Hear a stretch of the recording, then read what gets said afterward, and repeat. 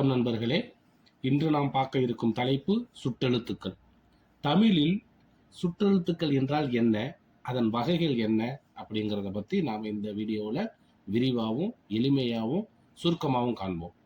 சுட்டெழுத்துக்கள் அப்படிங்கும்போது ஒரு பொருளை சுட்டிக்காட்ட உதவும் எழுத்துக்கள் சுட்டெழுத்துக்கள் அப்படின்ட்டு அழைக்கப்படுது. இப்போ தமிழில் சுட்டெழுத்துக்கள் அப்படிங்கிறது 3. அது என்னன்னா அ, இ, உ. எடுத்துக்காட்டு அவன், இவள், உது அப்படிங்கிறது தான் எடுத்துக்காட்டு. இதில் அ, இ, உ அப்படிங்கிறத தமிழின் சுற்றெழுத்துக்கள் அப்படின்ட்டு நாம் அழைப்போம். இப்போ சுற்றெழுத்துக்கான சான்றுகள் என்ன அப்படின்னா, அந்த பையன், அப்பையன், அவ்வீடு, அந்த பக்கம், இந்த வீடு, இது எல்லாமே அதுக்கான சான்றுகள், அதாவது உதாரணங்கள். ஊ எனும் எழுத்தை நாம் இப்பொழுது பயன்படுத்துவது இல்லை. அதாவது ஊ என்னும் எழுத்துக்கான சான்றுகள் அப்படிங்கும்போது உதுக்கன், உப்பக்கம், உம்பர். அதாவது உம்பர் அப்படின்னா மேலே, உப்பக்கம் அப்படின்னா முதுகு பக்கம், உதுக்கன் அப்படின்னா சற்று தூரத்தில்.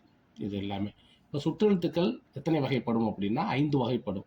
அவை அகச்சுட்டு, புறச்சுற்று, அண்மை சுட்டு, சேய்மை சுட்டு, சுட்டுத்திரிபு அப்படின்ட்டு மொத்தம் 5 வகைகள் இருக்கு. அந்த 5 வகைகளையும் நாம எளிமையாகவும் தெளிவாகவும் விளக்கமாகவும் பின்னாடி பார்ப்போம். சரிங்களா? அப்போ முதல்ல நாம் பார்க்க போகிறது அகச்சுட்டு.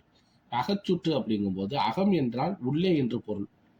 ஆ, இ, உ சொல்லின் உள்ளே நின்று சுட்டுப்பொருளை தருவது அகச்சுற்று எனப்படும். அதாவது ஆ, இ, உ அப்படிங்கிற வார்த்தை சொல்லோட உள்ள நின்று அதுக்கான பொருளை தருவது. சுட்டெழுத்தை நீக்கினால் பிற எழுத்துக்கள் பொருள் தராது. இதை தான் நாம அகச்சுட்டு அப்படின்ட்டு சொல்லுவோம். அதாவது புரிஞ்சுக்கோங்க, அந்த சுட்டெழுத்துக்களை நீக்கிட்டீங்க அப்படின்னா அந்த சொல் நமக்கு பொருள் தராது. இன்னொன்று நீங்கள் ஞாபகத்தில் வச்சுக்க வேண்டியது, அகம் என்றால் உள்ளே என்று பொருள்.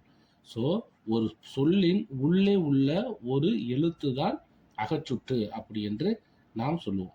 இப்போ புறச்சுட்டு அப்படிங்கும்போது ஆ, இ, உ சொல்லின் புறத்தே நின்று பொருளை காட்டுவது புறச்சுட்டு எனப்படும்.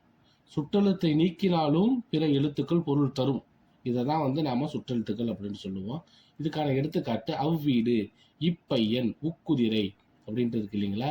இதுல அவ்வீடு அந்த அ அப்படிங்கிறத நீக்கிட்டோம் அப்படின்னாலும் நமக்கு பொருள் கிடைக்கும்.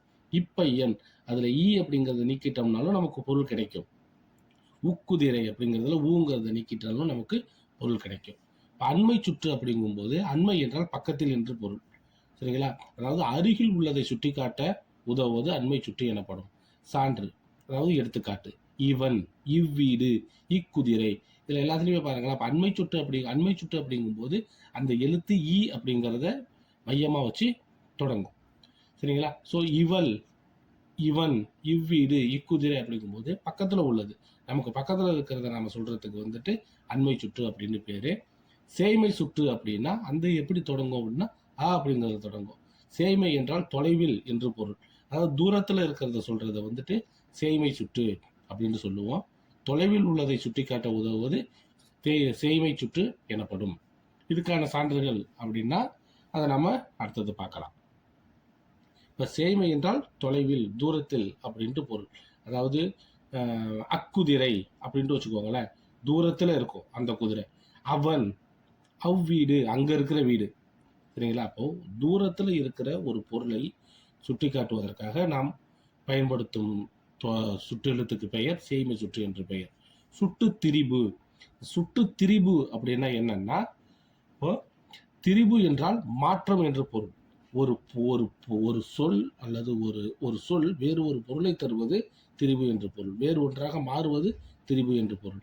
ஆ, இ, உ எனும் சுற்றெழுத்துக்கள் அந்த, இந்த, உந்த என்று மாற்றமடைவது.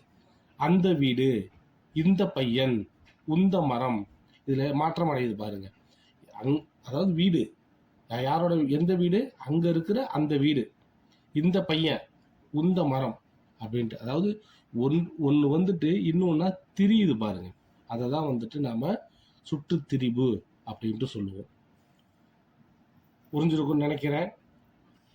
இந்த வீடியோவை பார்த்ததற்கும் உங்களின் தொடர்ந்த ஆதரவிற்கும் நன்றி. மறக்காம ஷேர் பண்ணுங்க, சப்ஸ்கிரைப் பண்ணுங்க. உங்களுக்கு விருப்பம் இருந்ததுன்னா லைக் பண்ணுங்க, உங்க நண்பர்களோட ஷேர் பண்ணுங்க. தொடர்ந்து பயணிப்போம். உங்கள் கருத்துக்களை கமெண்டில் சொல்லுங்கள். ஏதாவது கரெக்ஷன் பண்ணணுமா, ஏதாவது சேஞ்ச் பண்ணணுமா, டீச்சிங் மெத்தடில் எதையாவது புதுசாக இன்ட்ரடியூஸ் பண்ணணுமா அப்படின்ட்டு நாங்கள் செய்கிறோம். அடுத்த தலைப்பில் உங்களை சந்திக்கும் வரை உங்களிடமிருந்து விடைபெறுகிறேன். நன்றி, வணக்கம்.